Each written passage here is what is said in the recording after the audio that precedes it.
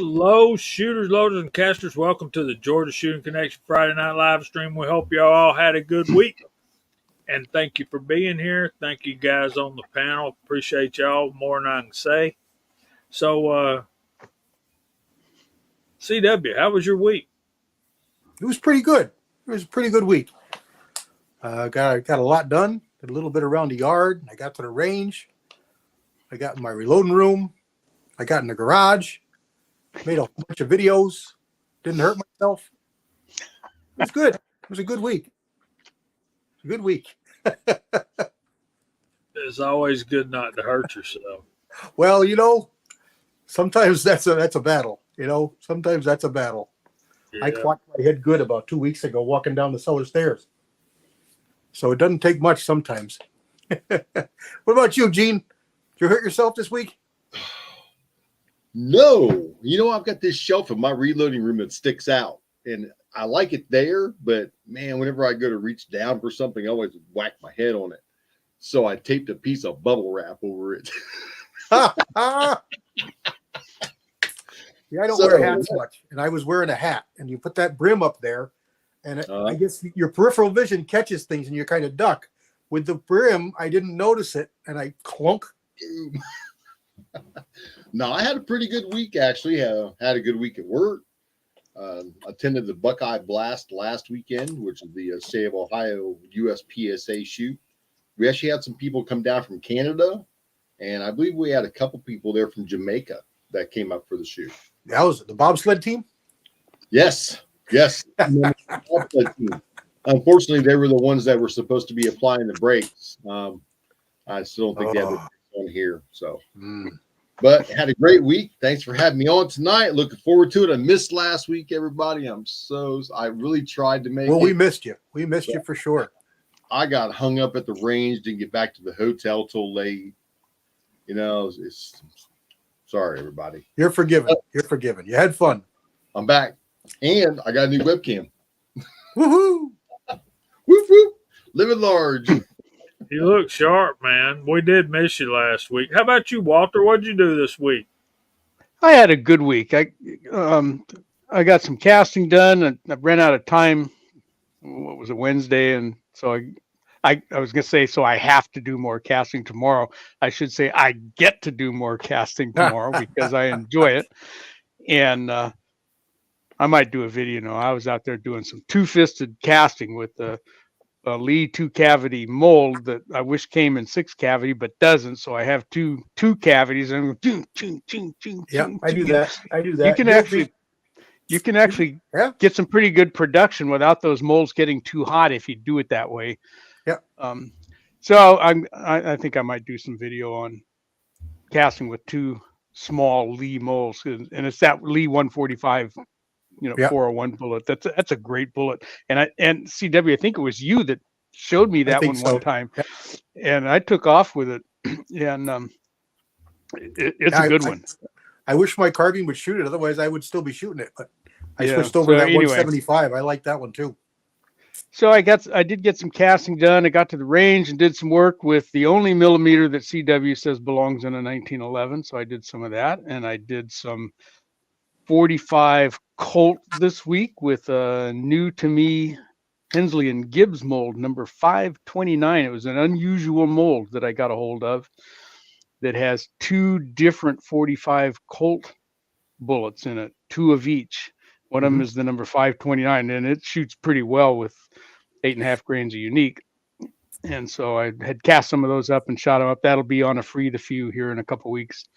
What else did I do? I had a good conversation with one of my subscribers who wanted to talk about how come his 45 ACP bullets wouldn't chamber in his Ruger 45 Colt firearm with the 45 ACP chamber. So we talked that all over and got that situation squared away. And he sent me a very nice email back saying, hey, I did what you said and it worked great. I'm home free now. So that was fun, and spent some time talking to the fortune cookie, a friend of mine from a long time. So anyway, good week all around for me. My brother-in-law got back out of the hospital yesterday, so spent some time talking with him. So good week for Viejo. A lot done. Good deal, man. Good deal. So How about you, Jamie? What'd you do? I went to work. Okay. Work. We've talked about this, Jamie. That's a 4-letter word. Mm-hmm. I know. Yeah. Ice cream man. Sorry, like a squirrel. Yes, sir. This came into work on a pallet of powder we got in. Oh, nice. Is that the 24? Yeah. Yep, that's the 24 annual. And it's got a lot of the newer powders in it. Mm-hmm. Oh. Or the, I guess, becoming more popular powders. I thought that was really neat. So I said, hey, I'm going to take this home and read it. Good for you. He just looked at me and laughed. Colt got me right there. It's a 4-letter word, and this is a family channel. It is a family channel because I never know when Rigby's going to be bouncing in here. Yes, sir. Oh, speaking of which, we got some housekeeping to do around here, but on the first order of things, I'm gonna brag for a minute. I got asked on a date. Have I told y'all this already? No. I know about it. I'm going to the father-daughter dance with my grandbaby Oh man, how sweet and That's cool awesome. is that? That is great. tomorrow evening. So I may Hillbilly's going to be late to our show tonight, and I'm probably going to be late to his tomorrow. But his comes on so late that, elementary grade kids and old men can't get in before 10 o'clock. Something's bad going on, right? Usually by 10 o'clock in my recliner, man, my feet are up and I'm just like starting to get a little wipey. Yeah, so we're going to have to practice tomorrow. And thanks, guys. Y'all are awesome. And yeah, we're going to have to. I'm sure they won't be playing any of the music that I know that I danced to back in the day. Well, maybe they'll surprise you. Yeah, probably going to not be any KC and the Sunshine Band or Marvin Gaye or anything like that. So, High Gun. Yeah, I've actually seen it on the shelf. That's a shotgun powder. Yeah. Yeah, it's Hodgson's new shotgun powder. We got a bunch of it. Yeah, I've seen it on the shelf. This is a thing. That book, Gene, that you showed was a whole lot thicker than they used to be because Hodgson is buying up everybody and everything. They're also bigger, Jamie.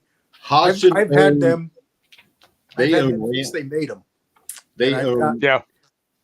They change size. They're getting bigger and bigger. They're not a It regular. used to be book just size like a anymore. pamphlet. Yeah, Right. They're thicker and they're bigger pages. They're taller. I look at them on my shelf and they're all getting different. They're all getting bigger every year. Hodgson owns Ramshot, Accurate, Yeah, Winchester. Winchester. Yeah, I had heard RCBS also. Yeah. Yeah. Mike said they own. The Rebel says they own RCBS. Oh, there it is right there. Yep. Yeah, RCBS just this week or last week. Yeah. Mm-hmm. Proud to announce the acquisition. So Rebel, maybe we'll get some Rambling Man or something like that from the album. They own IMR too. Yeah. Oh, they own them all now. Well, so it's Except for Vitavoy and there's a couple they don't. so All the big ones they do. So many powders are the same. So many of the different brands are the same.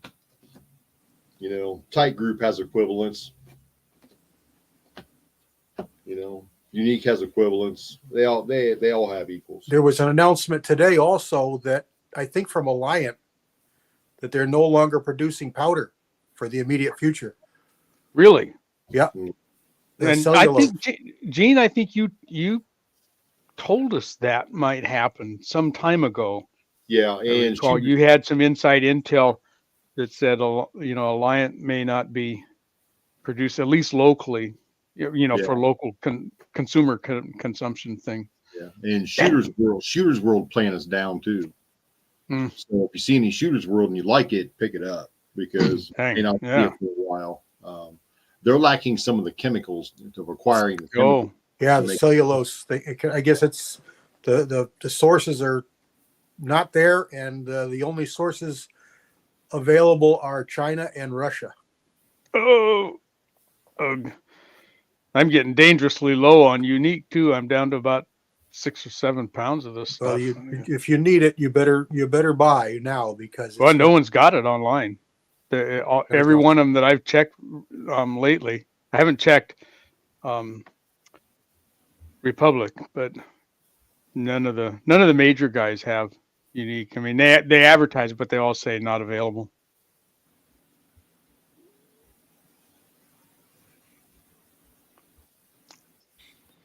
Clays. Kinda, I haven't seen clays, and my boss can't get clays. yeah, I haven't seen it in a long time either. And I mean, he's in the circle of the powder dealers, and there's some things that we got a pallet that weighed almost 500 pounds. Anything over 500 gets a different class. Hmm. So just under 500 pounds of a hodgepodge of powders. I mean, like 1 pound of this and 3 pounds of that. And, Yeah. a lot of familiars in there too, but a lot of it, some of it I had never heard of or seen. Doggone, man. If they stop producing, that's some of our favorite powders like Power Pistol and Unique and 2400 and for our handgun loads. I've got some of that stuff here, but if we can't get any more, I'm going to be hoarding it. Yeah, I went for a long time just using pretty much Hodgson stuff. Uh, that 223 and CFE pistol and Mhm. IMR stuff. If it wasn't Hodgson or IMR, but I wasn't trying to do shotgun or anything like that. And then Gene brought me some Alliant Unique, and Scotsman got me some 2400. And dude, I'm telling you, man, 2400 and 44 Magnum is just awesome. Yeah, Yeah. it's a match made in Yeah. heaven. But it's like Unique with 45 Colt. It's you got to have it. Yeah. Those that's what what I you do. started with. I mean, I started loading with 2400 in the Hornet. That's Hornet powder. Mhm. That's what that is. That's accurate, right? Alliant. Alliant. Alliant 2400. Yeah. Yeah, I haven't seen any. Tommy Boy out there said about Shooters World, but you know what? My boss can't find Shooters World to buy. It's not out there in the distributors. It's not out there in the warehouses. Because if anybody out there can make a dime on something, man, they do. And this funny story. There was a conversation with one gentleman, and this happens all the time. I want this much per pound for the powder. Oh, really? Okay. Make another phone call. Hey, how much for that powder? Oh, this price for that powder. Ah, okay. Gaming each other. Gaming. Mhm. They are, man. These guys out there in that powder world, man, they play hardball with each other. I can imagine. Yeah, and they bring aluminum bats. They don't bring wood ones, man. They bring aluminum. Lightweight, hard. I haven't tried Shooter's World Heavy Pistol yet, but I haven't either. I've tried it in 357. It shoots great, but I haven't tried it in 44 Magnum yet. But I just loaded some of that Shooter's World Clean Shot. I've got a little bit of that. I just did some 115 Extreme copper plated.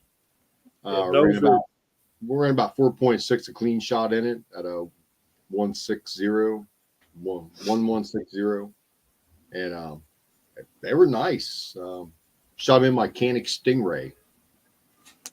my Canic 55 Stingray. That's close to tight group. It's not exactly tight group, but it's close to tight group. Yeah, Man. that's kind of what I found too. And I think Walks Fletcher, yeah, 700X. I've got a reasonable supply of that sitting here at the house, and I've used that in lieu of Unique. In fact, I've used it in a number of other loads too. It's a decent powder. It's pretty fast burning. Yeah. Yes, Cranky Cletus. Cranky Cletus. Look at there. Look at there. Cranky. Hello, stranger. Now, Alaska says you can't order powders and primer online. If you want to pay the price and get a shipper be willing to do all the paperwork and declarations for it, pain in the butt. A lot of legal. You can get it, but by the time you get it, just go to the store and buy a box of ammo. This is a thing right here. I remember when Vitivori was the most expensive powder out there on the market. Mm-hmm. Well, it was perceived to be because it used to be 2-pound bottles. Right. So No, you I've never were seen spending it. $30, but you were buying 2 pounds. Yeah. So that's what everybody always said. Yeah, they're down to 1 pound now. Yeah, they're 1 pound now. They look like a 2-pound container. I mean, because they're kind of that rectangular style container, but they're only got 1 pound in them. And I shoot a lot of VV N340 in my smaller calibers. It's actually pretty good powder. I get good results with that. I don't know if we have that or not. We got a bunch of Vitivori in, but I don't play with it, so I don't pay attention to it. Man, that's good stuff. That is really good powder.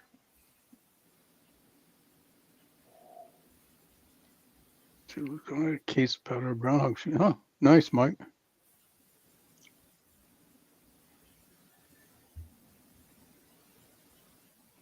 .230P Winchester Western 230P. I got nothing, buddy.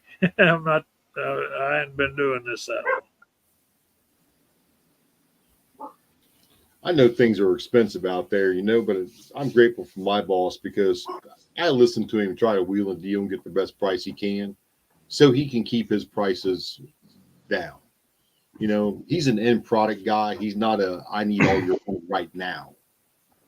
He wants to sell you something at a decent price so you'll come back and buy more. He's looking to build a customer base. You can't please everybody though, man. That's for sure. Any of you guys, Walter, you're CW no Winchester Western 230? 230P, no. I've never used that one. I use a lot of 630. I 231.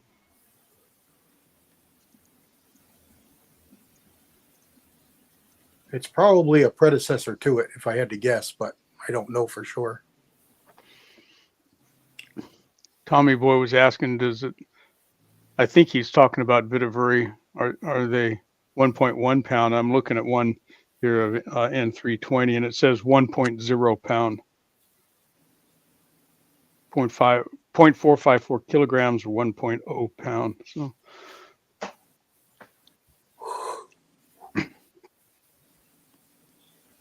I've got a couple of things of Vitivori over there. And it's still expensive. I bought quite a bit of it not too long ago after I tried 1 pound each of 320 and 340. There are lots of load data for the cast bullets and stuff in Lyman's books. And so I thought, well, I'll give this stuff a try because it was available and I liked it. So I grabbed not tons of it, but enough to last me a little while. And it was expensive then, like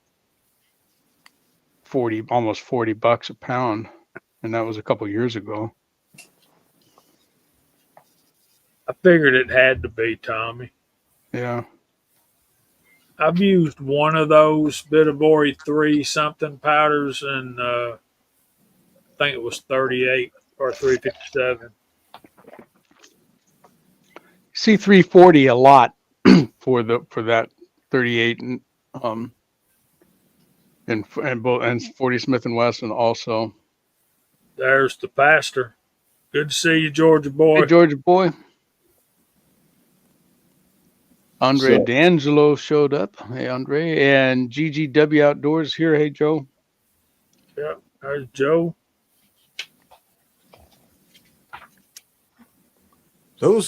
I used a lot of PB. I liked it in the 3220, but it's basically a shotgun powder or a small rifle powder. 700X is also a shotgun powder, but it's also a really good pistol powder. A lot of I've guys used really it quite like a bit in 38 45 special. ACP. Yeah. 45 auto. 45 Yeah. ACP works really well. Yep. Yeah. 44 special. Yeah.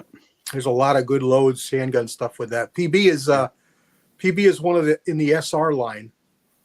Discontinued, a while back. The SRs, the 4756, 4759, 7625. All those SR powders. A fairly bulky powder. I loved it in the 3220. Just a little splash. I mean, like just a couple of grains, and it was like shooting a 22. It was really, really a great powder. It went a long way. It was bulky, so it filled up the case more, even though you had just a small splash of it. And I miss it a lot. I've still got a little bit. I kind of hoard it. I don't use it a whole lot.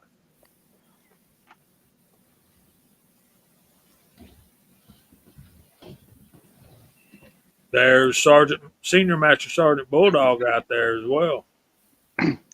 That 700X, it's a flake powder. It looks kind of like Unique. The flakes are a little smaller and it has a white dot in it. Like red dot, blue dot, green dot, but it has a white dot in it. Doesn't meter real well out of something like an RCBS Uniflow, that kind of powder measure, because it's flake. The rotor wants to cut a flake every once in a while, making it kind of hard to meter, and plus it's fluffy.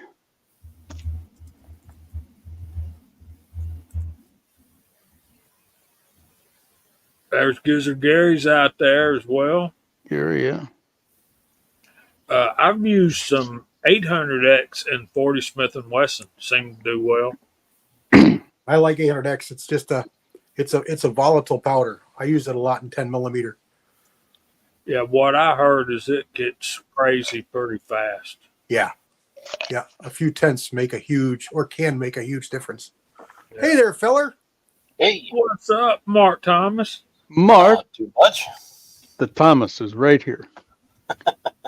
And it's a Friday night after a long week, and I know what this last week or two of schoolwork's all about, and you got to be thrashed about now. Well, it's been a week, but this evening was very rewarding. It's the reason I'm late. Sorry for interrupting. I had one of my students that invited me to their teacher appreciation night at her lacrosse game. Oh, nice. So very our nice. Our school doesn't really have athletics. We don't have football or basketball or anything like that. So it was kind of a treat for me to go and watch one of my students play in their sport and be the recognized favorite teacher, not from the home school, but from her new school. And it was really funny. It was bad weather. It was raining. So we show up and their school colors are blue and white. So there's all these blue and white umbrellas out there on the field. And our tech school colors are green and gold. And, of course, I grabbed my umbrella, not thinking, and it's the only one green and gold umbrella out there in a dozen or more blue and white umbrellas. So we really stood out. It was a good evening. So yeah, feeling good. Glad to be here. Thanks for having me. Hello to everybody over there in the side chat. I'm not even going to try to type hellos back. That'll just take too long.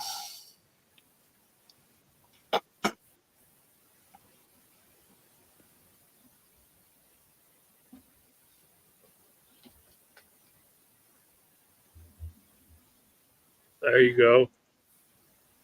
I forgot who was asking about that now. So, Mark, I was telling them earlier that I get to go to the father-daughter dance with my granddaughter tomorrow night. Oh, awesome. So, we'll see. We both get a treat this weekend. Oh, yeah. Yeah. It's pretty fun this time of the year around the school world. Everybody's pumped up, getting ready for testing and finals, and then that last day of school when you get out for the summer, and everybody's excited to be out. And then in about 3 to 4 weeks, you're ready to go back to school because you miss all your buddies, you know. And we do have a topic we're going to get to, but before we do that, let's go ahead and shout out the side chat. So, Walter, what are we typing in tonight? You got anything? Oh, we were talking about powders. Let's just type powder. That's easy. Everyone can spell. I was going to say unique, but nobody can spell that. So first two right there is we got CW on the panel, and in the side chat we got and they're off the page. I'm so thankful I found me a mouse so I don't need that up arrow anymore. We got Walter in the panel in the side chat. There's Ozzy Osbourne. I hope I said that right. Tactical Fudd, Alaska One, Andy Colton, 1927, GGW Outdoors, Duffer 426, Walks Fletcher, Bobby Barlow, Moo, what's going on, brother? Senior Master Sergeant Bulldog, Teresa Blow Videos, Andre D'Angelo, reloading from the Hot Pots in the side chat and on the panel. Gizzard Gary, what's going on, brother? Tommy Boy's out there. Cranky Cletus, good to see you, man. Mike the Rebel Hester, Kyle Rollis Carvelis. Let me put that up there. We got Mark Thomas is in the panel and the side chat. Walks Fletcher, Corners and Doors, reloading from the Hot Pot, Bama Dad, Dale Poe, or Ozzy Osbourne again, Rollis Carvelis, Gary Crouch. There's High Boy 76 reloading. What's going on, buddy? Ron 2A Matters. Lakeview Outdoors, Harm. Andy 79Z28 Flower. And I think that's everybody. Is that everybody? Papa's Place. The place is out there. And that's everybody, I believe.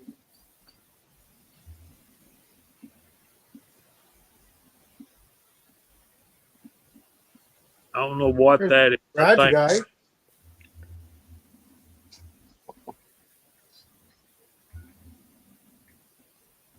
Is that kind of like I wouldn't want to be part of a club that would have me as a member? Yeah. Got a good crew out there on the side chat tonight. Yeah, we're showing 51 at the moment. Thank all you guys for doing. What on earth, Raj? I think his cat ran across the keyboard. That could be. I don't know, Raj. Maybe he's got some better meds or something tonight. Very cool, very cool. So, what we want to talk about tonight, and this may be leading to something more next week, but we'll see. I need to talk to some people, and I need to do some more research before we get into that. But what we want to talk about tonight is what drives your firearm purchasing decisions. Is it, I don't know, do you rank them? And I put a list in the description of things that popped into my mind.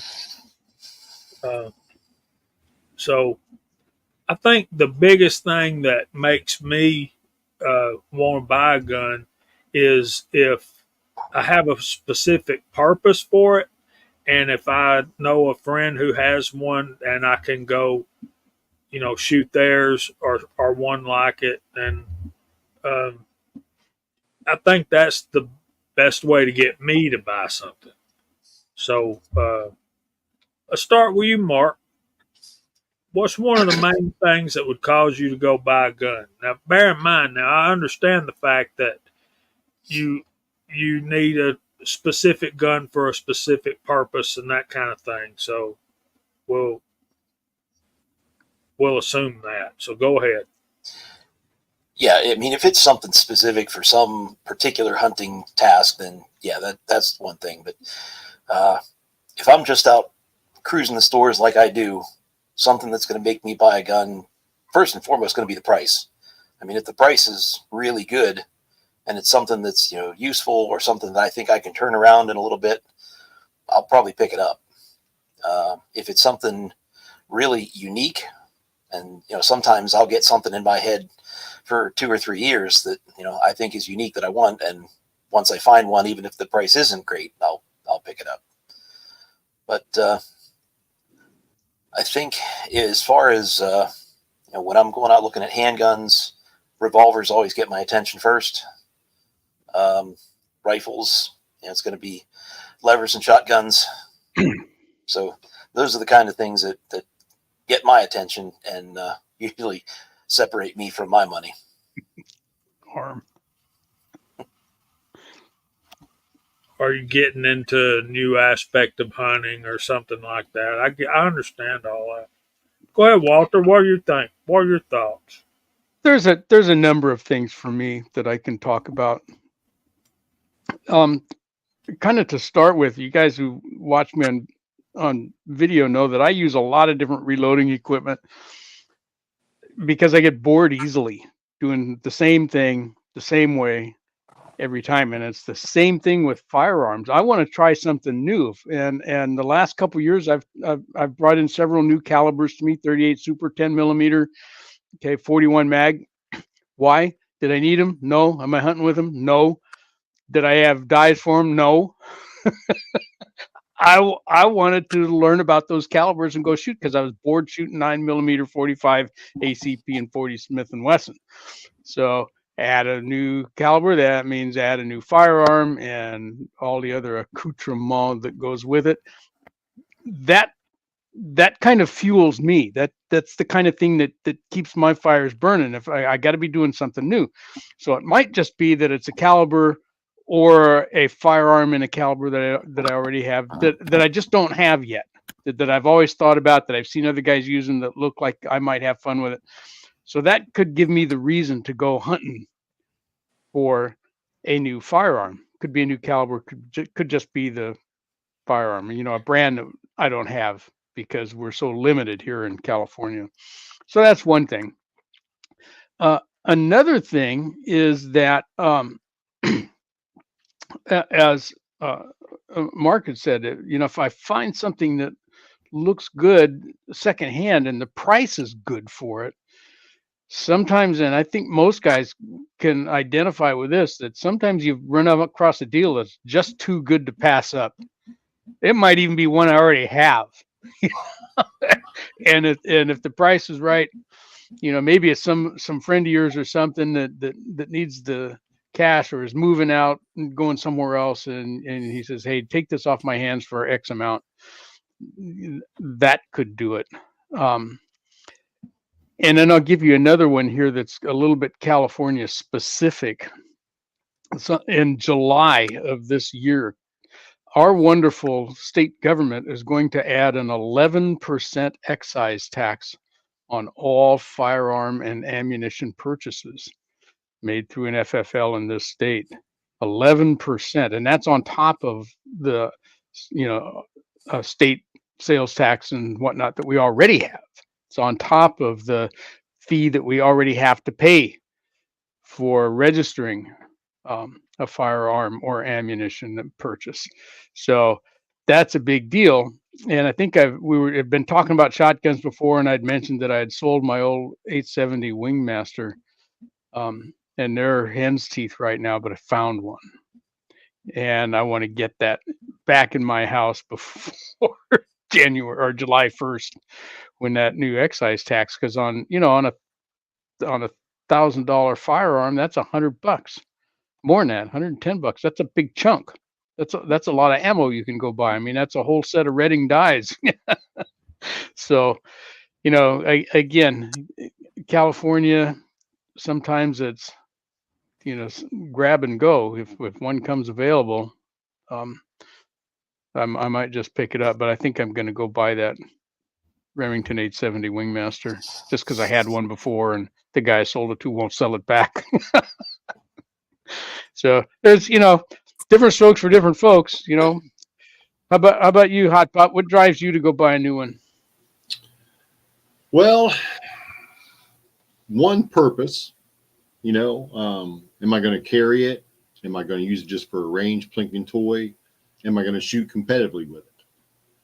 So that's what drives me. But every once in a while, you'll just see something on the rack, or in the shelf that's economical and it's unique.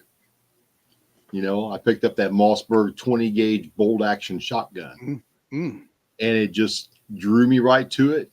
It looked at it. Wow, gotta have it. Out the door it went with me. So yeah, it's unique factor now. If it's not purpose driven, it's unique. It has to be something really cool. Yeah. I'm looking at 38 Supers now because I've got about 1,000 pieces of brass. I got a whole big, like, dog treat jug full of 38 Super. So now I've been on the lookout for one of those. Those things are expensive, Walter.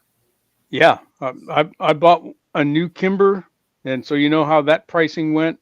But I did find a secondhand Rock Island 1911. It was, and that turned out to be a pretty good shooter. I like that one. And 38 Super is fun, especially if you're a caster. Yep.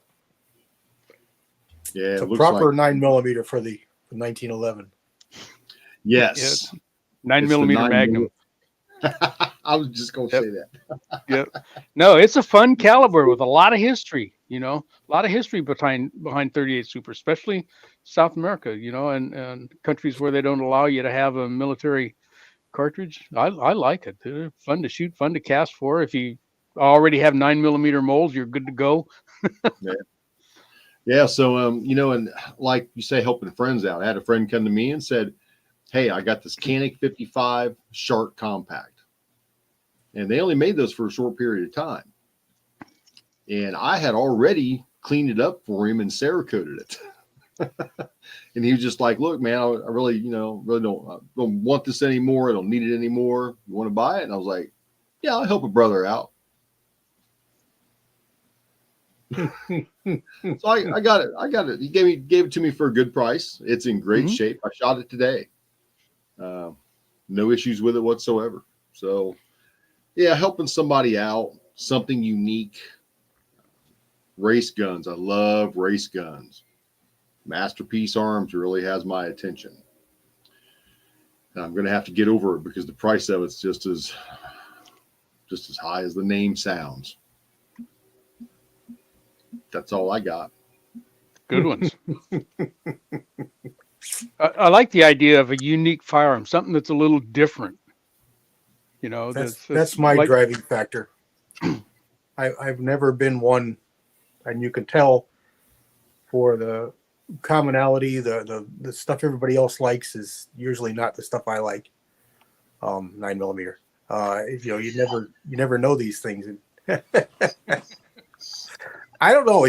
I always liked the underdog. I always did. The strange caliber, the not so popular caliber.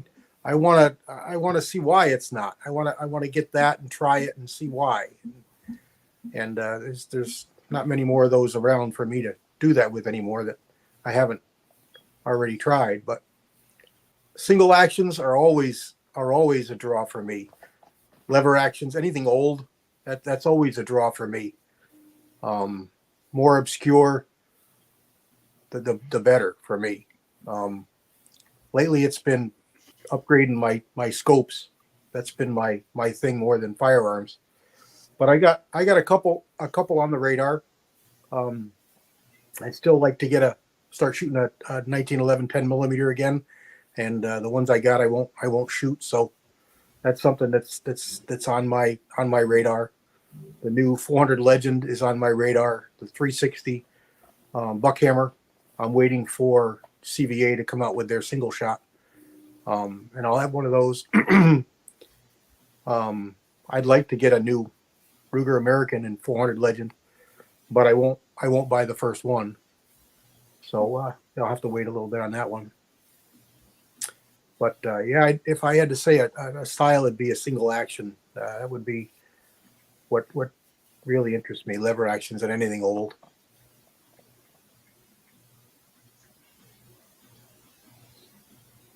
That's me. And Highboy says it best. Wood and steel, single actions, lever actions, and double barrels get our first attention. Yep, that's for sure. I'm just falling in love with double barrel shotguns. And I like side-by-sides an awful lot. yeah, I'm not crazy about the over and under. They're too newfangled, I guess is the word. There's Abigail.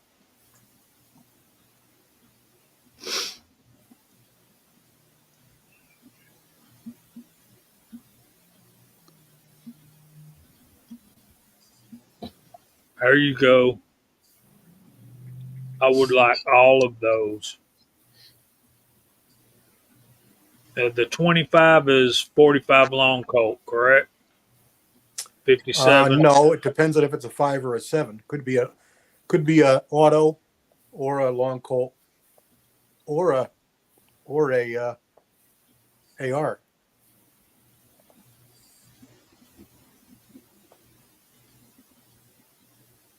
(25-5), 25-7 is what I mean.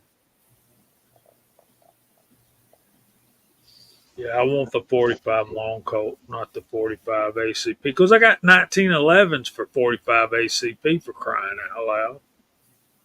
Yeah, Rollis, I knew what you was talking about. He said long Colt.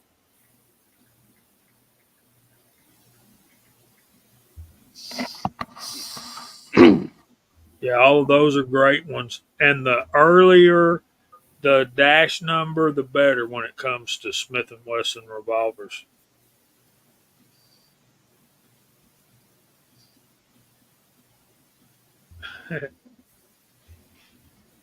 Well, there you go.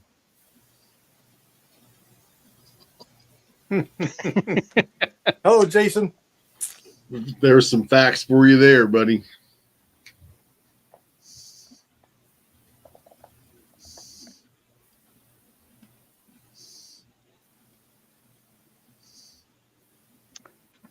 Walks, yeah, I knew that they had done that. Yeah, I'd love Smith to get did my that hands a on number one of times. There's a few of those out there. Mm-hmm. Pinned and recessed. Yeah, recessed cylinders and a pin barrel. And your firing pin mounted on the hammer. That's yeah. So what about an advertisement? Have you ever seen an ad that made you want to go buy a gun? Sure. All the time. Yeah. I get all like Oh, yeah. the shooting magazines. I get one from Springfield Armory now. I get the one from the NRA, USPSA, plus a couple others. And man, those are just those are like the old Sears and Roebuck catalogs, man. You start ripping the pages out, folding them over so you can find them quick. Three times I got to shoot a gun that I didn't have or didn't know about, and that day or that weekend I owned that gun 3 times. So for me it was hands on.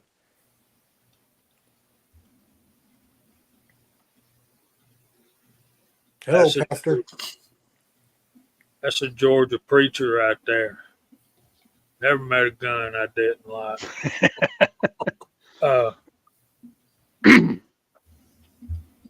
We're blowing up here. Yeah, Hickok 45 will do it to you, Duffer.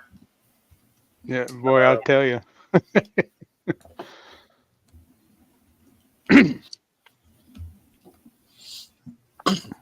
I know you said it, Jamie. Get those email ads. That's how I ended up with that last semi-auto shotgun. They blasted out an ad, 3 days they were selling them for 30 or 40 bucks less than they'd been marked. I couldn't resist. Went and picked one up that day. When I see an ad for a gun that I don't have, advertised, first thing I got to go do is go look at our stupid California roster, and 99.9% of the time it's not there, and I go, oh, dang it. So then I go check the forum. So we can buy just about anything secondhand, just can't buy them new.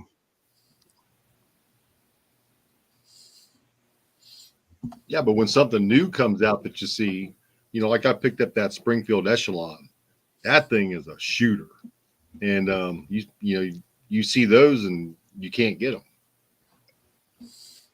Even though they're a duty style gun.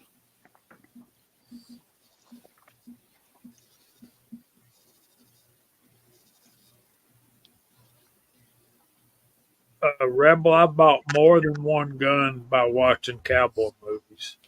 And the thing nowadays is the John Wick franchise. They're they're selling a bunch of guns. I guarantee you that. And Bulldog, we need to say a prayer for you, buddy. I'll add you to my list. And did you see they've got a limited edition John Wick gun collection? It's $22,000, and they're only making 200 of them. And you're getting several guns in the package. For 22,000, there better be more than a couple.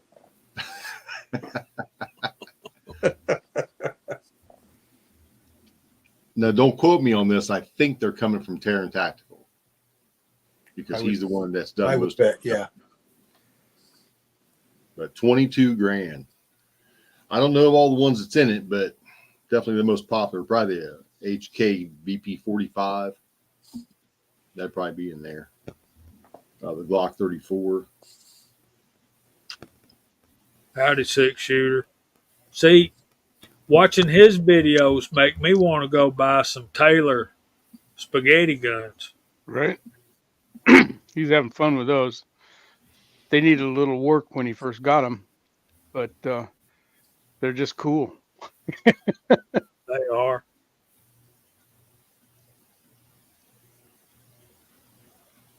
They are.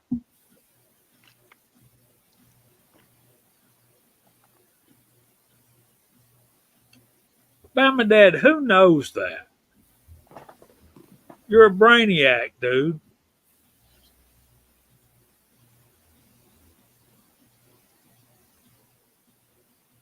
See, Yeah, that's how much smarter he is than me, because I don't even know who TTI is.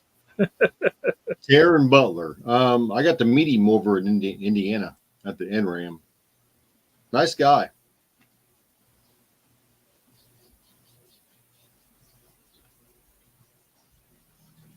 If you ever watch any of his videos of him shooting, he is amazing.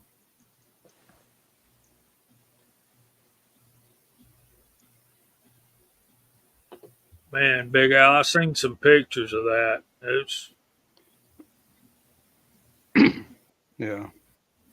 Yeah, it's been nasty in the, Oklahoma, Kansas, Nebraska, Texas. Texas getting hit again.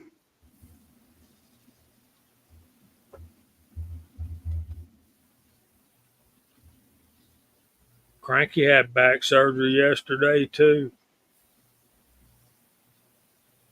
We'll pray for you anyway, Cranky, just to make sure that they're not needed.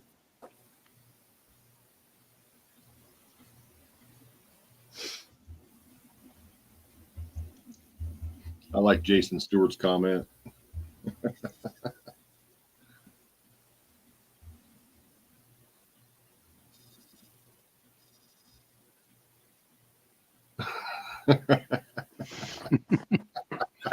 He does have some bros. Beautiful ones. And Colt 1911s out the wazoo. and I think he shot my APX A1. Don't remember him saying a whole lot about it.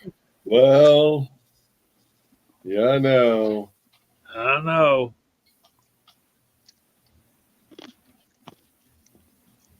Two Live Moose said Jason bought a new Beretta every time he watched Lethal Weapon. Yeah.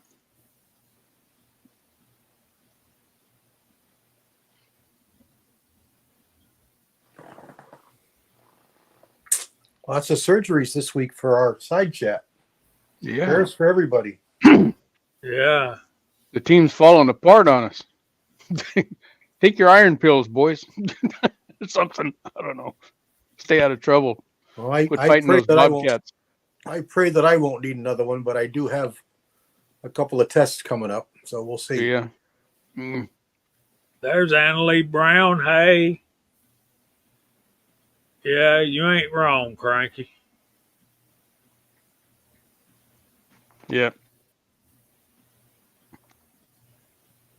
Every day when I get out of bed, I ask myself, I ask my body, okay, who's it going to be today? It's going to be something. It's going to be knees. It's going to be shoulders. It's going to be wrists. My brain might hurt. Something's going to hurt. Alabama Reloader. Good evening, sir. Is Wes out there? Here he is. Yep.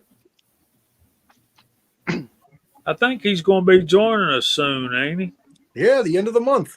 There's Pat in the tractor. He's out planting. He's out painting them acres, man. Yeah, doing a little bit of this. Very And cool. a little bit Pat of that. Planter. Oh, beautiful Nebraska sky. Look at that. So what I meant. See 40 miles in every direction. Get them soybeans in the ground. I'm working on it. Thanks for having me on tonight, Jamie. Appreciate it. Glad you're here, Where would bud. we be without soy sauce? And tofu, right? Or soy diesel. Yeah. Good night, Abigail. Night, Abigail. Good night, Abigail. I didn't even see you come in. Annalise said she tore her rotator cuff. Oh. Those take forever to heal up too if you Yep. don't get surgery. Yep. Yeah, I've heard that rotator cuff is as bad as any surgery. I think rotator cuff, knee, and back surgery is about the worst. But I don't know. I hadn't been cut on a whole lot, praise the Lord. So we're closing in on time to do something here. And before I do, I want to show y'all some things and get your opinion. We've been Gene has been working on us a new logo, so let's see if we can show y'all what we've come up with here. We've got two, so I'm going to take Lulu with me.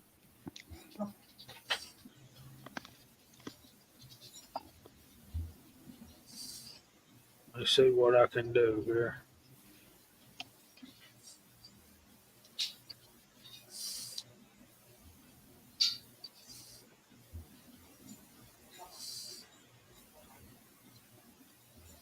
Can y'all see that? Kind of like that. I like that dark background. Looks good. And we got the circle of life in there. Yeah. Very nice. I like that.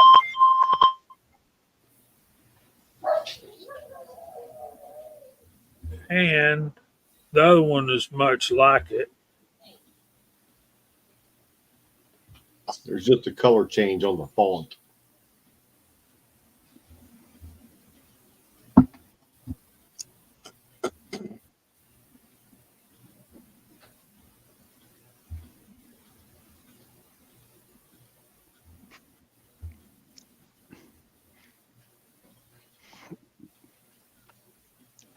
just kind of looking at it, would there be a way to get a shotgun in there somehow? Maybe on the vertical axis between the rifle and the AR? Come on now, Waller. Well, come on, man. You asked how I liked it.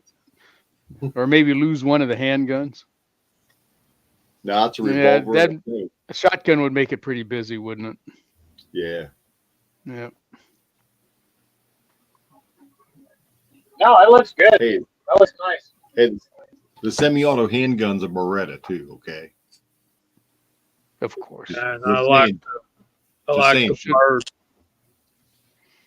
I like that bird hedge grip on that single action. Yep, me too. A six shooter says it needs to be a coach gun. Yeah. Exactly. Yeah. Yeah. And a lever action. Yeah, I guess we can't put it all up there, but I mean the ones that are there tell the story. Yeah. Long gun and short guns, we do it all. Hunting, tactical, range play, and cowboy. Mhm. Yep. You know. No, you're right. And any more than that would confuse it. You wouldn't be able to tell what you were looking at. Yeah. You get too many in there, it is gonna get confusing. You can overpopulate something. I mean, look at California. So I guess Californians are leaving like rats off a sinking ship, though. They're all going to Oregon. I guess the question to our viewers: do you like the red or the gray lettering better? Everything else is the same. And They both look good to me. I mean, the black background is what does it for me because it makes the rest of it jump out at you. yeah,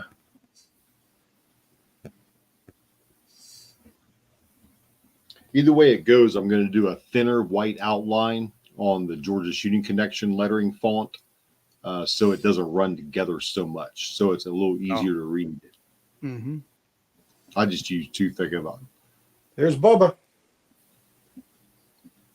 On my screen, I'm using a big computer, a PC monitor screen, so mine looks fine. It looks great sitting in front of me, but when I seen it brought down, I was like, ooh.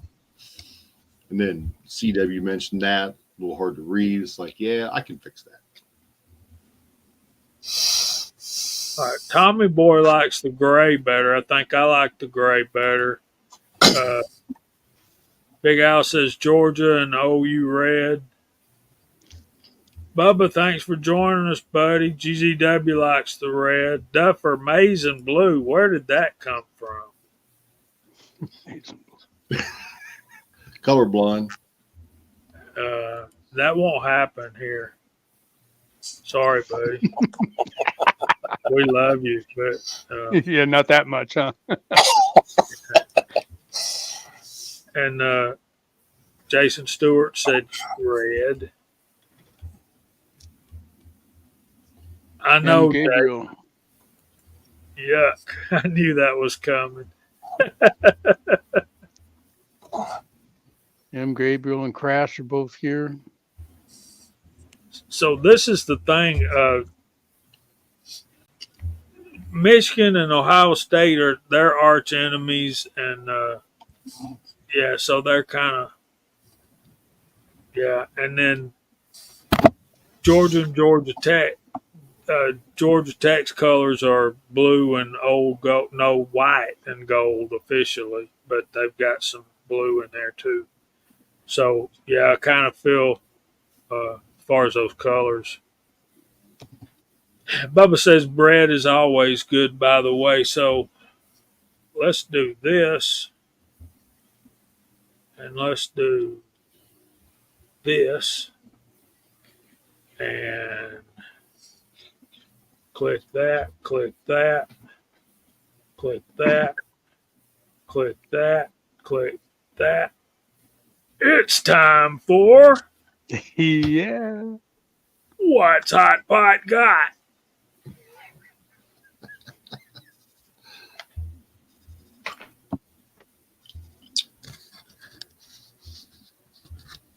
Hot pot has got something a little different tonight.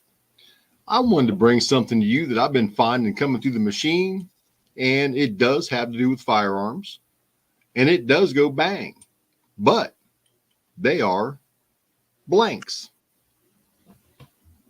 I got a new webcam, so get this to focus in. This is a 308 blank.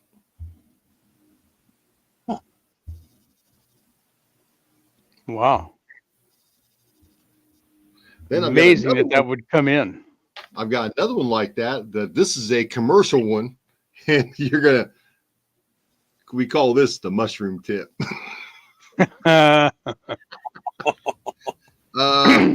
And it's live, but it is a 308 commercial blank. And I've got another one here that's more like a 30-06, I think. Wow.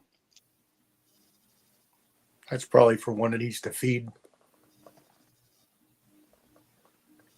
Then I've got another one that's a little shorty. That's got a black tip on it. It's like wax dipped, or like maybe heavy epoxy paint.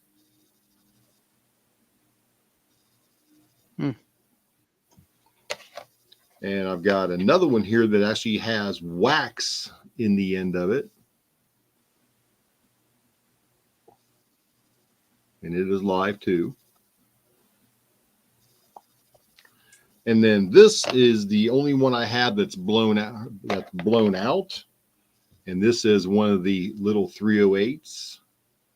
Focus. I'll spin it around, see if it'll focus this way. I like this camera, Jamie. It'll be all right, bud. Doesn't want to focus in for me. But, I mean, you can see how that's blowing out on the edges. There we go. There we go. Looks like a 44 special, doesn't it? Yeah, but it's a 308.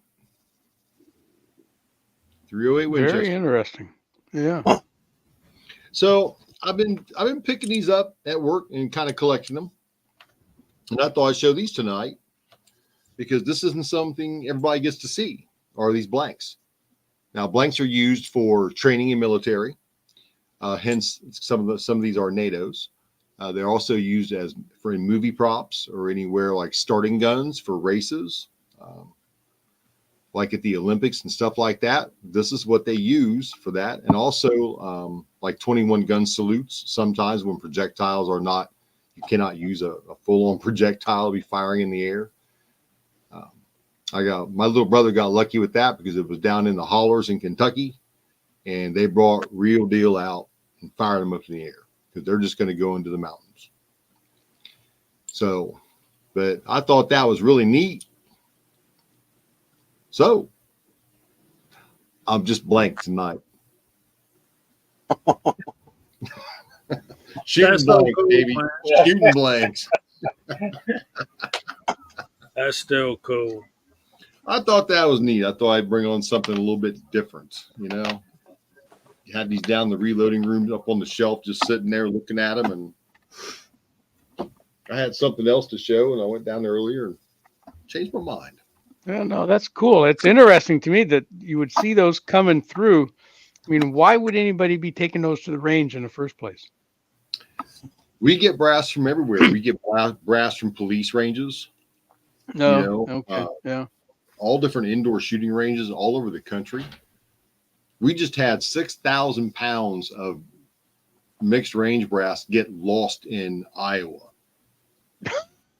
The last known location that the truck driver reported was in Iowa.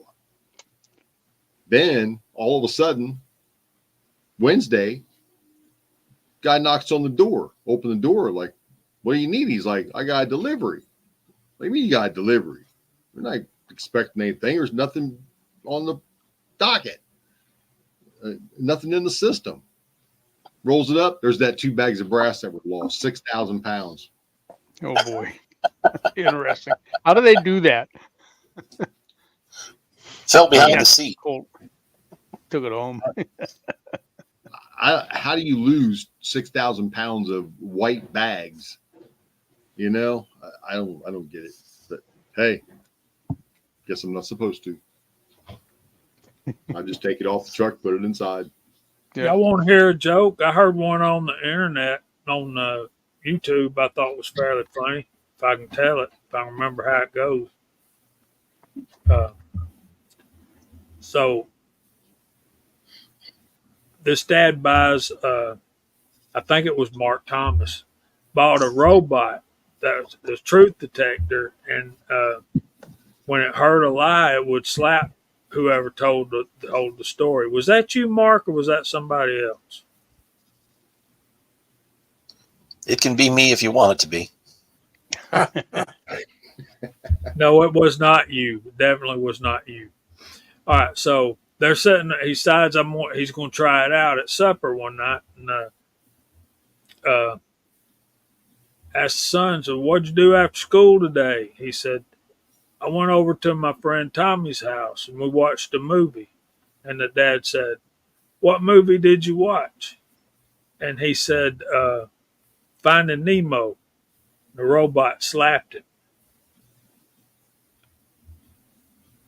There's American Hillbilly. Okay, so let me start over because Hillbilly ain't heard this.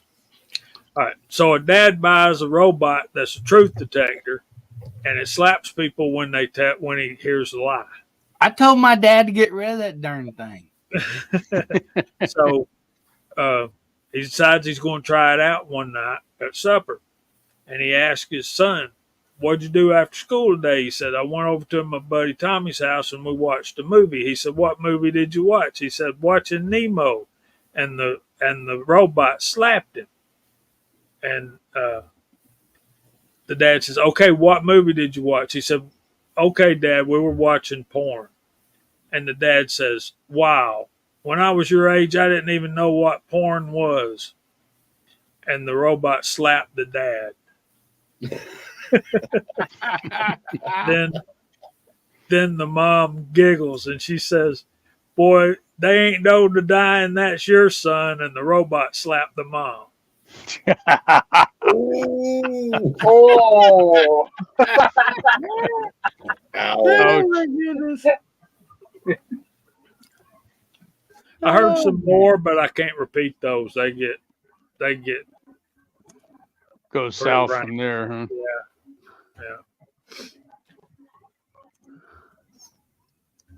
We got a sighting. Uh-oh. There he is. Are we ready? In 3, 2, 1. Hey, Mario! Here you go. Battle That'll Beans. be All right. Good to see you, Mario. Hope you're doing all right over there, buddy. Well, Lakeview Outdoors liked my joke, so I liked it. thank you, Lakeview. I appreciate you, bro. So, Hillbilly, we've been talking about what drives our purchasing decisions with firearms. And Also, bank account. that too, yeah. That's a big. Y'all know how long I had to save up to get that 44 mag lever action Marlin. You know how long it took me to get that Bergara out of layaway? Months. We probably can't leave out the factor of what does the significant other have to say about it? What? What does the significant other have to say about it? Yeah, who's she? What is that?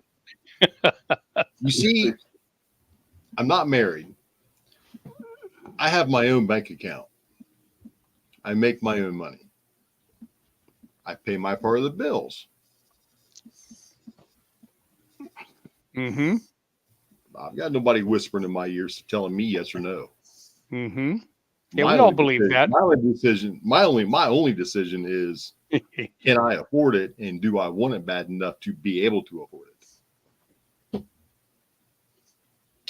Just saying, guys. Life of Riley here. Mario, Pat's in the planter. He's out planting soybeans. Yeah. Pat on the tractor tonight. He's the only guy who can walk and chew gum at the same time. He's doing live stream video while he's farming. Who else can do that? Yeah. Look at that. And There's the I've paint. been listening. You missed a spot there, Pat. I see a spot pointing 3 green, buddy. Yeah, he got off kilter. Yeah, and I was listening on the phone, and that beeping you hear is not a cell phone. It's all those fancy machines you got in there. Speaking of that, I think they slap him every time he makes a mistake. So The inside of that cab is like the inside of an emergency room at the hospital, hooked up to some guy who just came in a motorcycle wreck or something. He's got all of those vital signs that he's got to keep track of. You know, the tractor, the planter, the GPS, all that stuff he's got to keep watching and hope everything meshes together just right. It's a big operation for sure. Yeah, and I'm putting on fertilizer all at the same time. Yep. There you we're go. spreading a lot of fertilizer in here too, brother. Oh, I believe that.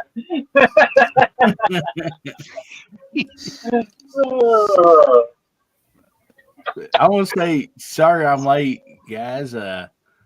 Glad to always be here on the Georgia Shooting Connection, and always enjoy you guys. I've been listening in my earbud. Wasn't able to type or whatever, but I've been listening as much as I could. So great show going on here.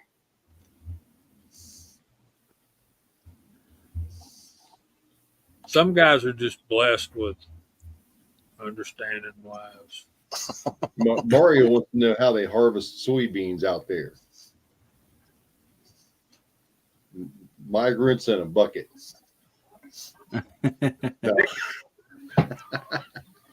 I thought they went out there and called them soy.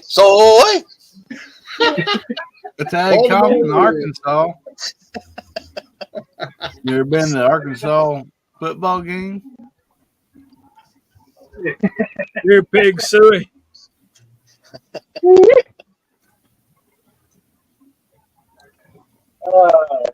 So I fixed your title there, Pat. You're welcome.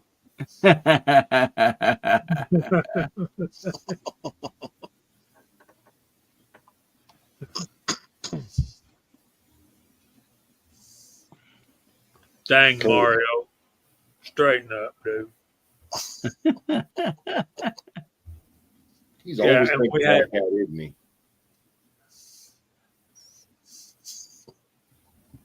Mike. He does have a good cover. He runs a gun store. So, yeah. Yep. Look at Walks. Y'all bragging now, guys. Wow. Sweet. I'm telling you what. When your wife's dad's pointing a gun at you, that's not a wedding present, brother. I was just going to say, yeah, it was a shotgun and she wasn't holding it.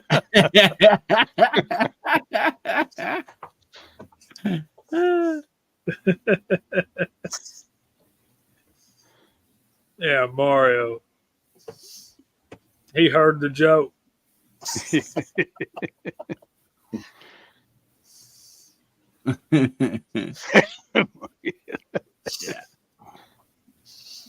Yeah, for me, when buying a firearm, there's a few factors that go in. One does include my wife, because I married up. Otherwise, I'd be sitting in a tent with a bunch of firearms. And probably no ammo left. Flooded by the swimming pool he shot. Yeah. Yep. But yeah, definitely. Price is always one of them. I just always been brought up to, try to get the best deal you possibly can. And so, that's always a big part of it is price. Things have kind of changed since I've been been on YouTube. Sometimes I would look for something that I would think, the audience would like, to see, and I would like to see, like, well, I might not would, maybe buy this gun regularly, but I think it's really cool, or it's a really good deal, or whatever, and I think my audience might be interested in it. But sales, promotions, yeah, I mean that kind of goes into a lot of decisions. But everybody had great answers, so I don't think I can really add much to it. I think we all agreed that Hickok 45 sells a lot of guns. Yeah. For years, the only thing I knew that was on YouTube was how to fix it, like get certain parts, or figure out for certain parts, or how to fix your washing machine, your refrigerator, and all that. And Hickok 45. That's the only thing I really knew on YouTube. Looking for a gun, you went over and watched Hickok, you typed it in, Hickok brought it up, his deal popped up, and you got to see a review on it. And yeah, that's used to be my extent on YouTube for years. Yeah, and then we started watching hunting videos, and then that spawned off into reloading. I started watching a lot of reloading videos back when my buddy David and I we called him Frog. Y'all have seen him on some of my videos. But we went shooting one time, and I told him to stop by Tom's gun shop. Tom went to our church, and I told him to pick me up a box of 35 Remington, and we'd shoot it when we got to the range, because we were planning on going deer hunting. I needed sight in my rifle.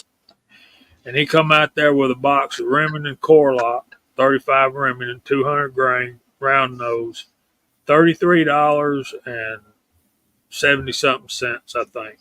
And this was probably 2013, 2014. And no telling what 35 Remington ammo would cost you now. You can't even get it. Three times that. Nobody has it. Yeah, nobody has it. And the rumor is that Marlin's going to start chambering their 336s in 35 Remington again. Well, who's going to make the ammo? I guess if they start producing the rifles, somebody will make the ammo. But I got to go through my stuff, and I got a text from MacMan. He bought a 336 35 Remington today. Nice. He picks it up next week. So we got to round him up some 35 Remington stuff, guys. Send it out to him. So I'm pretty sure I've got an extra set of dies. But he's really going to like hunting with that gun. He really will. Yeah, that's a really good one. So in 2013, 2014, when I paid 30 something bucks for a box of 20, that's the first time I had ever paid $1.50 a round for anything, any ammo, period. And that's when I decided I'm going to start reloading, because after I bought a set of dies and some bullets, powder, and primers, and brass, and I had brass. I've been shooting that thing since I was 18 years old, so never threw a piece of brass away. Now, I lost quite a few in the woods after I've killed deer and stuff like that, but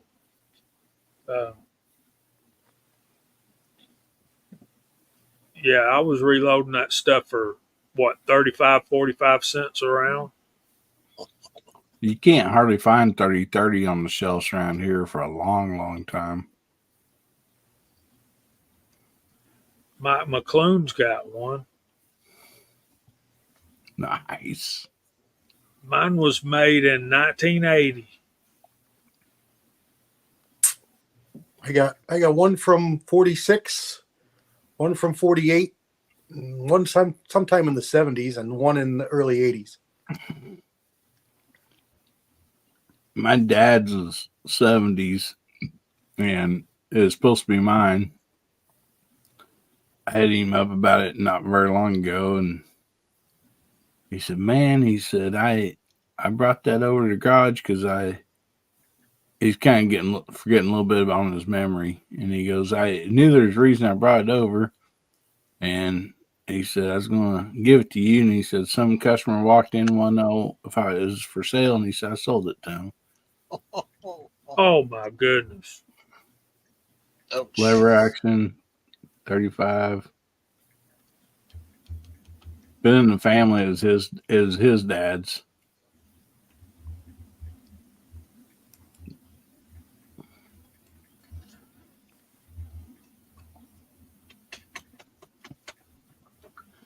Yep.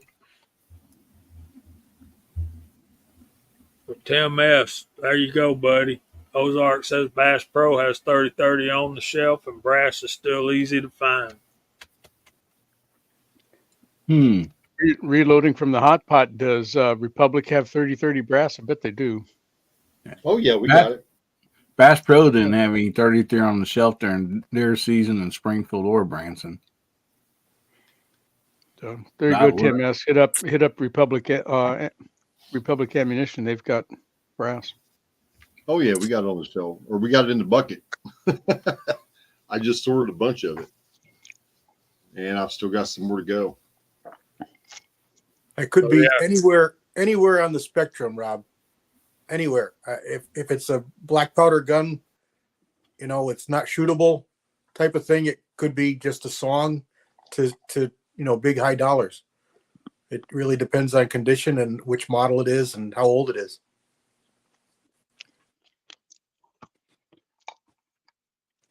One of the non-fluid steel barrels. It's looks like Swiss cheese. You hold it up to the light. It all depends on when it was made, what model it is.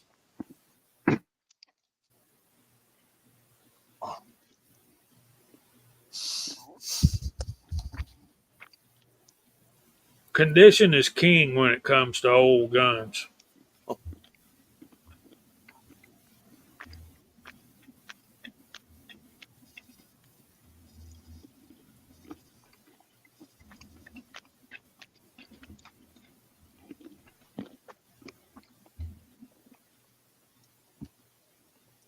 Yeah, I think we brought it up just for a second earlier, but I get lots of emails. Mark mentioned it earlier about guns on sale, and of course, you start a new, like if you were going to start shooting skeet, and you're going to need a different shotgun than what you're going to use for small game hunting or duck hunting or whatever. So every little niche of shooting sports has their own needs. Like if you're shooting USPSA like Gene does, you're going to need totally different equipment than cowboy action shooting, which I'm pretty much ready to start in single action sporting society. Can I say something on that skeet and bird gun deal? If you're out and about and you can find an 870 long barrel, like I'm talking 28 to 30 inch barrel, and you can get it for a fair price, man, those are getting really, really, really hard to find. And it's something that's been around for a long time, and they just work.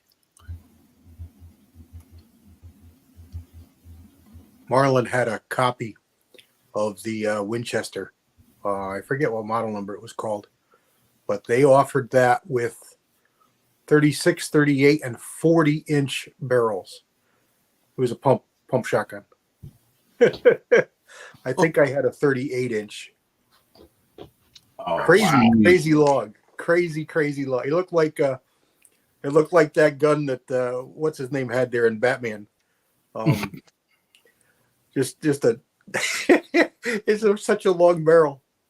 Now, my dad had that Marlin that had it was 40 or 40 some inch, and they called it the goose gun. Oh yeah, it was goose gun. Yeah, goose barrel. Yeah. And so it literally had to come apart to even go in the cabinet. That thing, it'd reach out and touch a pheasant, man. But man, carrying that thing around the field all day, Yeah, wear you out. Yeah, you don't want to dip that barrel down too far. You might be doing a somersault. Yeah.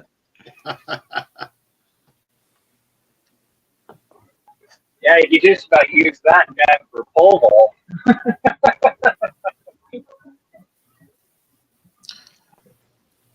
Yeah, it could be, there's Mike. I don't remember. I know it's a copy of a Model 12.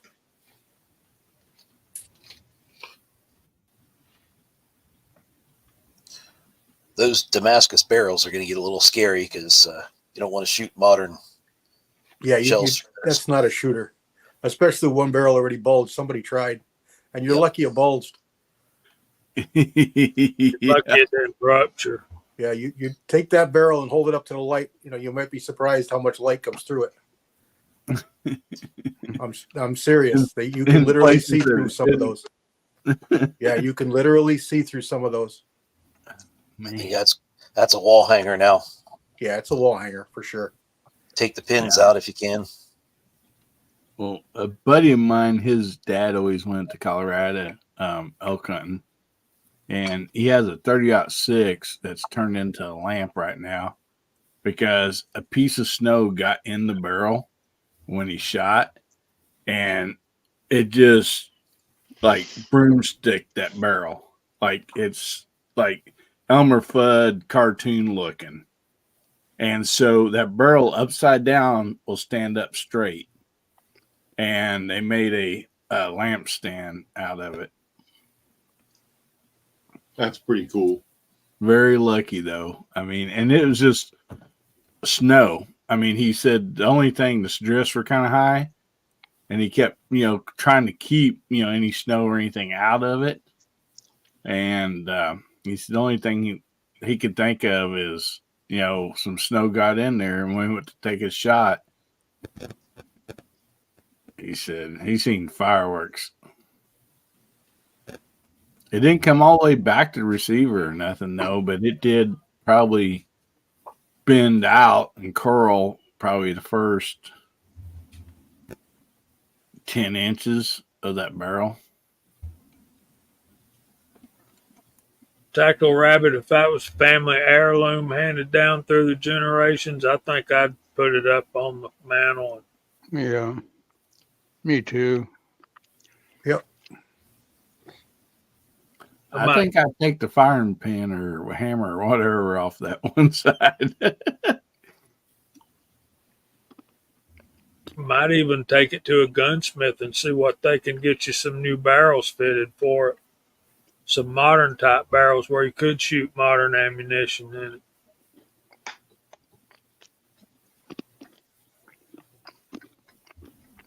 All right, so are we ready for our verse of the week?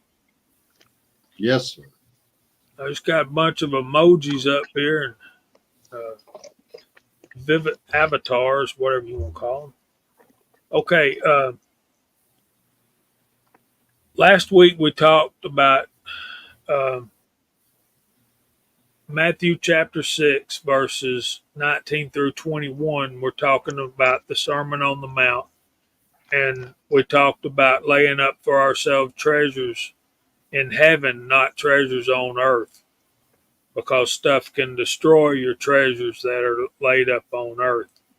So we finished that section, and the next section is verses 21 and 23, where Jesus is talking about the eye, and it relates, and that's the reason I wanted to refresh you for a minute. Okay, so verse 22 says, "The lamp of the body is the eye. If therefore your eye is good, your whole body will be full of light." Verse 23 says, "But if your eye is bad, your whole body will be full of darkness.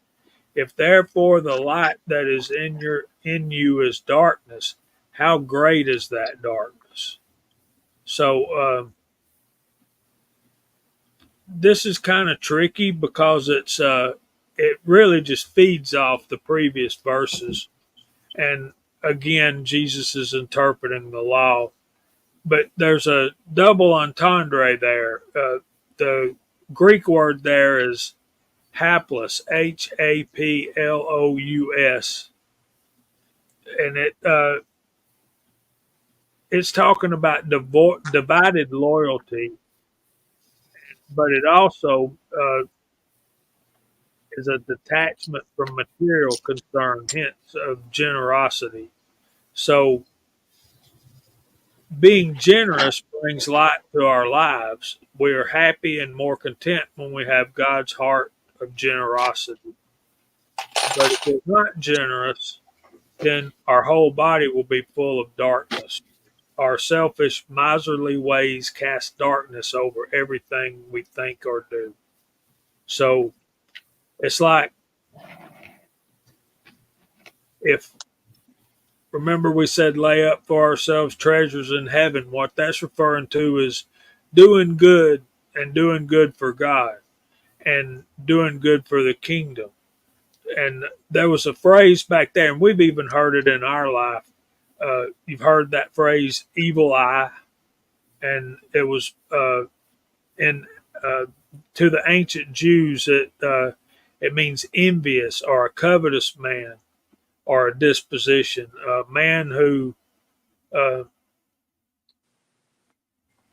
who scoffed at his neighbor's prosperity, and he loved his own money or wouldn't do anything in way of charity for God's sake.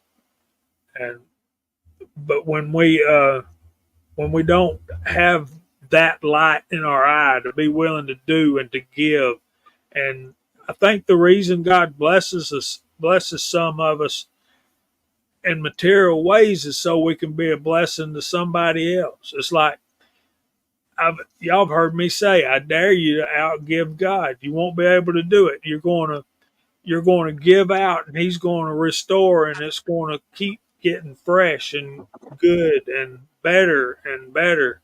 And that's what this eye thing means. Uh, and we build on the analogy of the eye. Jesus reminds us that if we are blind in our eyes, our whole body is blind. So the darkness is then great in our whole body. In the same way, our attitude toward material treasure will either bring great light or great darkness to our lives. So let's see if we can be more giving, more forgiving, and keep that light bright. Well, y'all need to pray for my wife because she gave me the evil eye more than once. Oh no. You deserved it though. That's a whole different story. I'm not. Yeah, I know I deserved it, but I'm right there with you, Hillbilly. Trust me. You ain't the only one in that dog pound. I get a lot more side eye than I get evil eye. Side eye, evil eye. Just don't look. Look that. Look. Keep looking down. Pretend you didn't see it. You'll never see it.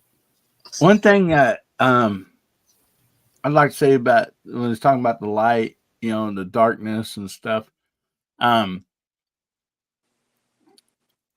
think what Jesus is saying is, the Lord's the light, the evil's the darkness.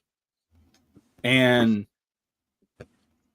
if you don't think light can chase off darkness, then walk in any dark room, walk outside, pitch black. When you shine that light, darkness has to leave. There can't be light and dark in the same spot. Anywhere you point that light, darkness has to leave. And so when you're shining the light of the Lord, it's going to take over that darkness. And I might be kind of totally off on this particular verse, but that's something that I've always it's just always gave me a visual picture of. There's some theories, Hillbilly, kind of scientific, but spiritual as well, where there's not really any such thing as darkness. It's just the absence of light. And there's really no such thing as cold. It's just the absence of heat.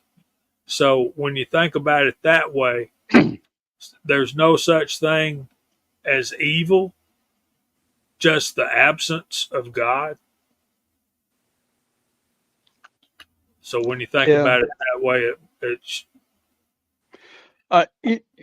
I'd like to interject something in here. And, when we talk about the light of the body is, or the lamp of the body being the eye, to me, they're talking about perception.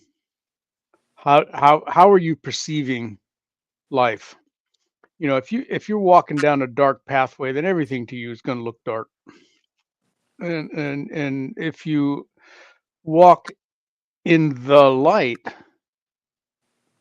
then everything's going to seem brighter and more brilliant and more vivid to you. And human perception is a whole different thing. I can talk for hours about what human perception is. In fact, I did in my physics classes. It's, some people like broccoli and others don't. That's perception. But I think when we're talking here about um, the lamp of your body being the eye, I think what they're talking about is how you perceive what's around you is what's going to govern how your life goes. And we get some choices in how we walk through our life. You don't have to walk the dark path. If you're walking on the dark path, that was a choice you made, most likely, not always, but I think most likely you chose to follow the dark side of the force, so to speak. Last week was, may the fourth be with you. But if you choose that path, then your whole life's going to be dark, But if you choose instead to walk in the light, not only is your life likely to be better lit and more vivid and more fun and whatever else you want to say, but so are the lives of everybody else around you as well. Because amen. darkness begets darkness, and light begets light. At least that's my philosophy. And it kind of goes back to, Hillbilly, hey, did you make anybody's day better today? Well, yeah. And it's an easy thing to do. If you exude light, if you exude brightness, if you are giving off positive vibes, whatever you want to call it, towards everybody else, then their life's going to be better too. It's not just the light within you making your life better, but the light that we perceive because of the path we've chosen to walk, that's going to affect everybody else also. It's not just your body. And we have to understand that we're not on this planet, or in this universe all by ourselves. We've got communities, we've got family, we've got society, and we need to spread that light everywhere that we possibly can, I think. Yes, and that's one thing you never want to tell my grandma is I had no choice. She'd say, "Son, there's always choices. You just Nothing gotta else. open your eyes." It's run. Right. Always choices. Yep. You've got that choice to make every day when you wake up. Are you going to see the world dark or are you going to see it light? And very good points, Walter. And there's this thing called the butterfly effect, too. Y'all can look it up. Yeah, chaos. You don't live in a vacuum, everything affects everything else. So, yeah, thank y'all for listening. We lost some viewers, but that's okay. We'll, yeah. Anyway. Sorry if I chased anybody away. No, I think I did that.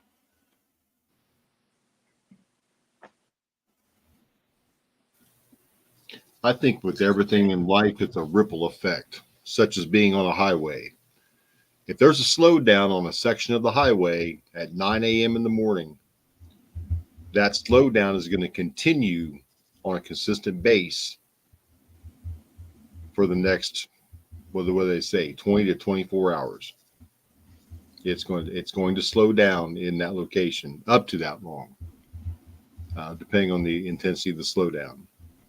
So if you look at life that way, you're going to have spots of, you're going to slow down a little bit, and then spots of brightness back again. There has to be a good balance of everything in life.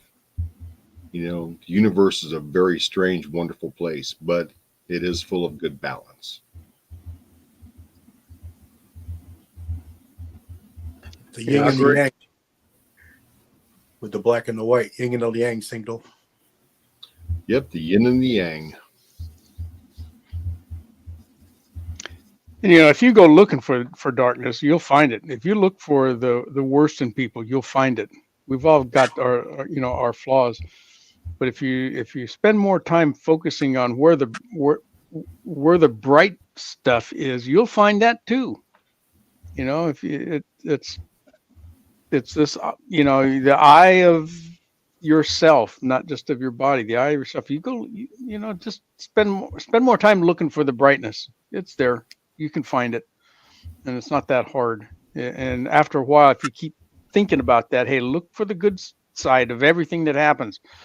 All the darkness that happens in our lives, it's going to continue to happen, boys. I'm telling you, the dark side, the darkness, the troubles, the trials, the tribulations, that's never going to go away altogether. That's part of our challenge of being God's children. But if you look for the bright side, it's there. You'll find it. You'll see it. And then once you start walking in that pathway, it's not that hard to keep there.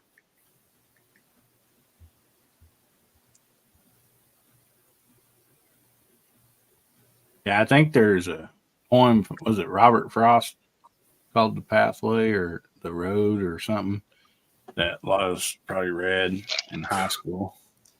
The Road Less Taken. Yeah, "The Road Less Taken." That's the name of it. Very good poem.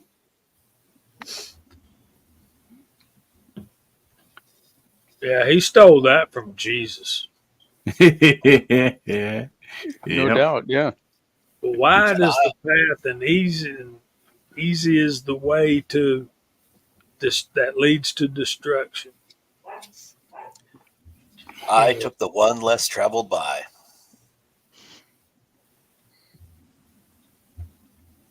Very good, very good. Good stuff, guys. Thank you for allowing me to share with the word. Thank y'all for y'all's input too, man. And yeah. So if your eye is dark, how dark is the inside? Let's get that darkness out, live in the light. So yeah, man. Two roads diverged. I remember that poem vaguely. I should look it up. Yeah, So during the poem, you think he's taking the easy road. It's what I remember. But then at the end of it, you realize that he took the road less traveled. Is that right? Yep. Yeah. Mm-hmm. Yeah. It's there's Jack. motorcycle riding, man. Yeah. You guys that ride motorcycles, y'all know when you're in a group, the accordion effect, You know what I'm talking about? You get spread out and then you crunch back up. Yeah. I led a ride one time, and this lady at the back, she said, Jamie, I had to ride 85 miles an hour to keep up with you. And I said, I never went above the speed limit the whole day. And I did. She was in the back. And she would start off and try to catch up. But that's the definition of the accordion effect on big motorcycle rides. Well, growing up and racing motocross, the accordion effect was not good. No. No. Not on the dirt track. And Yeah. well, and as you guys know, my thing was all about touring on the motorcycles, primarily west of the Mississippi, and it was all about finding the road less traveled. You know, Absolutely. the freeway was kryptonite. You know, we didn't want that freeway at all. So you That's get why out you in the Great enjoyed Death Plains, and Valley, huh? well, yeah, and you get out through Oklahoma and Arizona, New Mexico, and Utah, and there's all kinds of Indian roads and stuff that are out there that nobody goes there. And you can still get to your endpoints if you got endpoints. Half the time we never had endpoints, but you don't have to go on the freeways to get there. And Yeah, a friend of mine here a few years ago loaded down his saddlebags, and he did a pull behind tent, trailer. He left for 2 weeks without knowing where he's going. He just started driving, and he said he had the best time. Yep, did that a lot. Best way to go if you got the time. That's the definition of a nomad right there. Yeah. Yep. Or a rebel without a clue, huh? Yeah. I love it. Probably not too. I went on my first fellowship ride with the Rome CMA group, and I'd gotten to be good buddies with the road captain. I said, "Where are we going?" He said, "How should I know that, man? We ain't left yet." I said, "Well, what time are we going to get back?" He said, "How did I know that? We ain't even left yet." I'm like, planning is important, Doug. And now we got them all trained. So one of the road captains right before I left leadership had his rides planned out for the entire year. All 12 of his fellowship rides were already planned. I'm like, now. I heard somebody tell, I don't know if it was on here or it's on something else, but they're on a ride and group of them riding, and the guys in front or whatever was going, and finally they pulled over to the side to get fuel or whatever, and said, "Where are we going?" I said, "I don't know, I'm following so and so." They said, "He stopped for fuel like 20 miles ago, or so many miles ago." He still thought he was following him, and they were just all going, not even knowing where they were going. Yeah, that's what we call so far behind you think you're in the lead. All right, so we need to start going through the room and clear the deck for Mr. Gizzard Gary coming up at 10 o'clock. I hope you all go join him. And let's start with American Hillbilly, because he'll have to go over there and get Gary going here. Well, first of all, I want to thank you all for having me on here, and I apologize for being late. But as I was listening earlier, I seen there was a lot of prayer requests out there. So,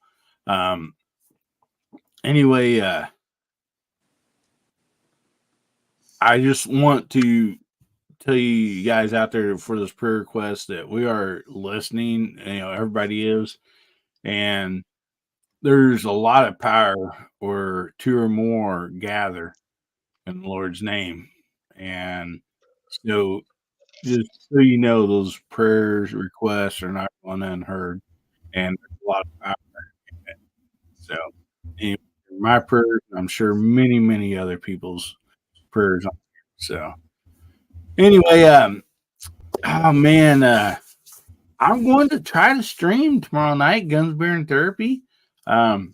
I got our Tuesday night stream somehow got taken down. For the members, it's a members only stream. Me and my wife were calling out the side chat, and our stream got taken down. About 5 minutes into it, for showing firearms, and we had no.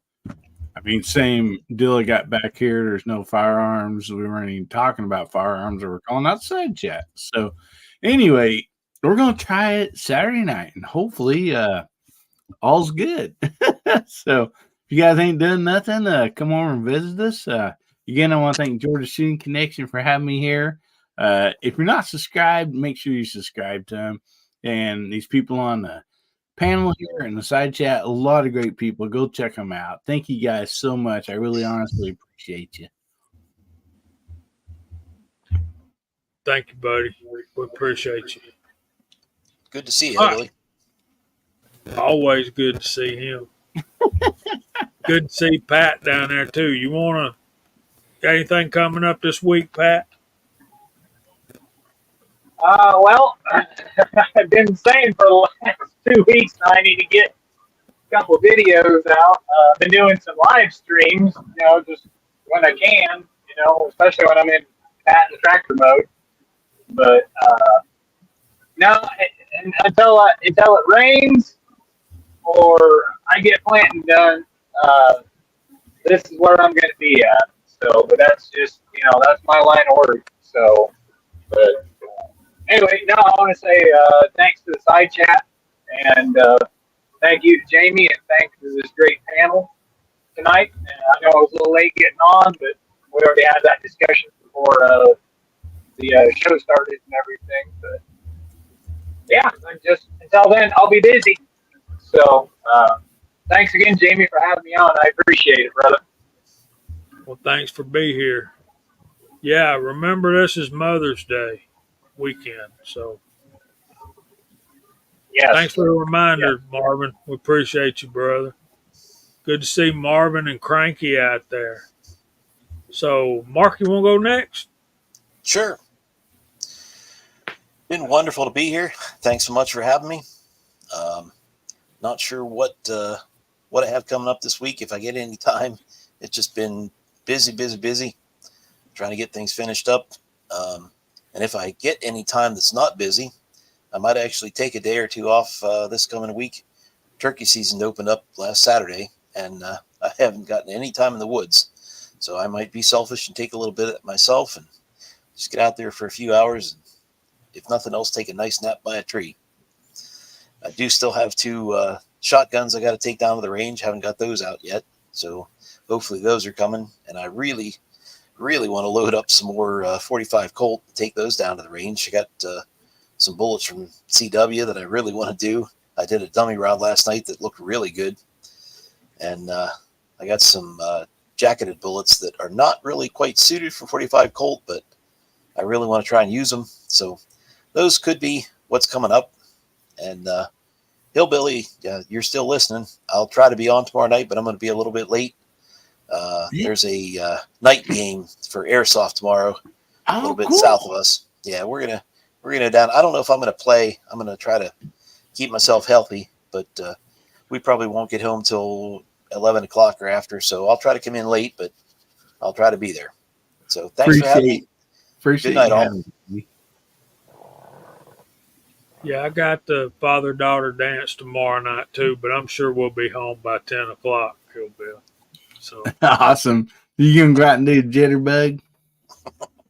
The Charleston. There you go. Yeah. Go for it, Walter. What you got coming up this week, buddy?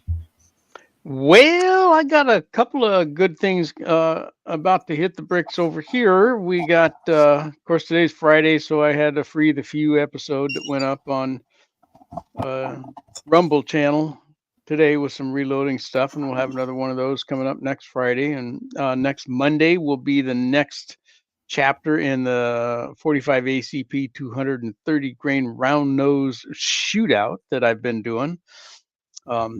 I've still got 7 or 8 more episodes of that to do for you guys.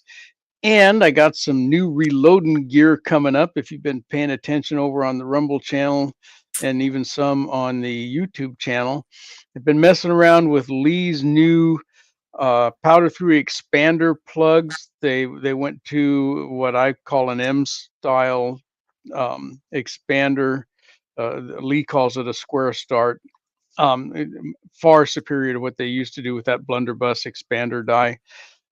And their inline bullet feeder tube and They have a 5-tube magazine for their bullet feeder die, which is a little bit painful because you still got to drop all your bullets into there. But they also have an adapter for your Lee app press, the APP, so that as you size your bullets, it drops them right into that Gatling gun magazine.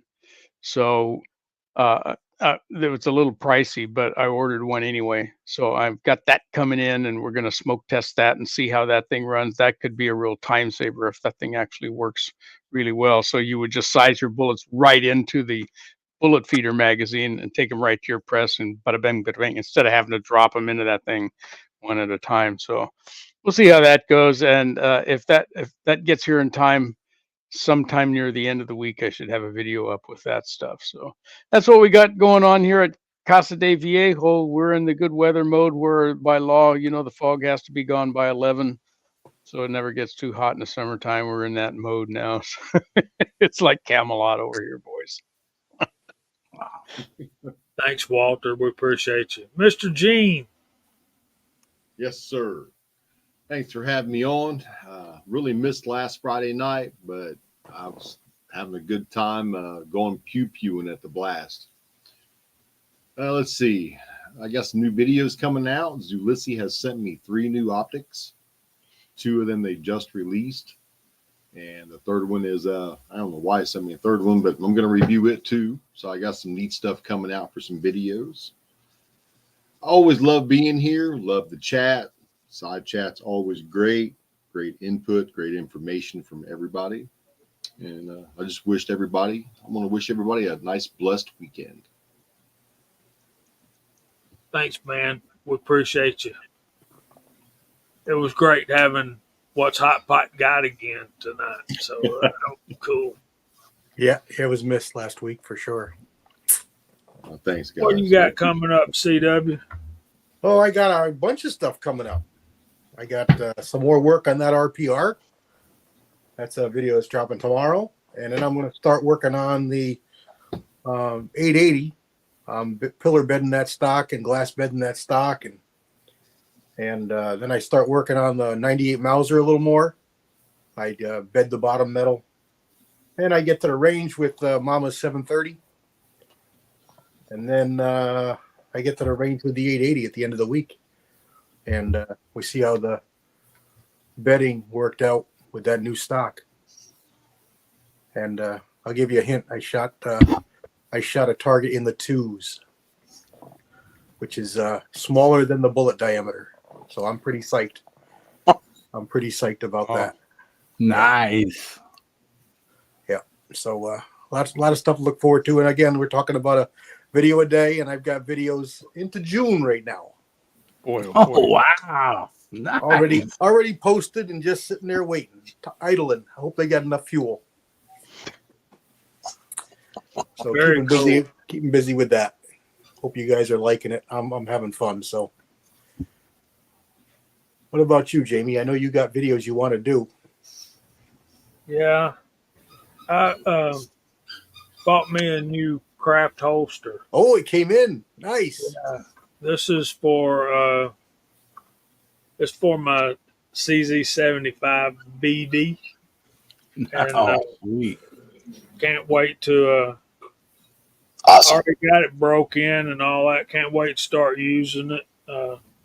Maybe some IDPA in my future, and certainly, so hopefully before the end of the year, some cowboy action shooting. So